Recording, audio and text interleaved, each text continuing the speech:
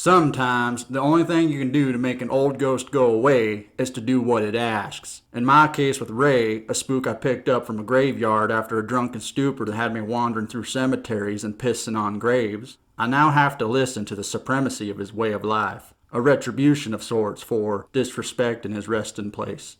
I tell him it's oxymoronic to hear a ghost talking about the best way to live a life, but really there's quite a bit of wisdom one can pick up from the strangers you meet in graveyards. Lately, we've been talking about lofty ideas like freedom, what it means, how to get it, and why you need it for a good life. He tells me his ancestors served in the Revolutionary War, says that freedom of thought is a radical concept, and he never shuts up about his damn cows.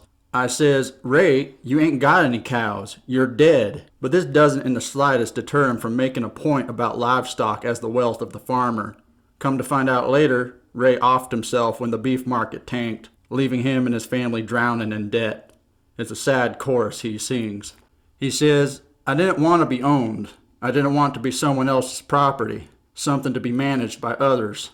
I says, well, independence in anything is an illusion. Even if you maintained your homestead and received all biological and psychological satiety through the work of your own hands, the notion of freedom is still relative. You still depend on the earth, and with it, all the unforeseen changes it brought into your piece of self-determination.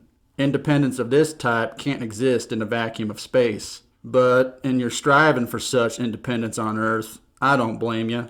Nobody in their right mind wants to be owned. He adds, so we threw off the ills of society and made our own space, doing everything we could to get away from the man and his laws and his oppression.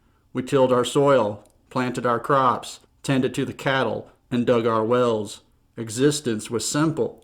Living was simple. Just plain and simple.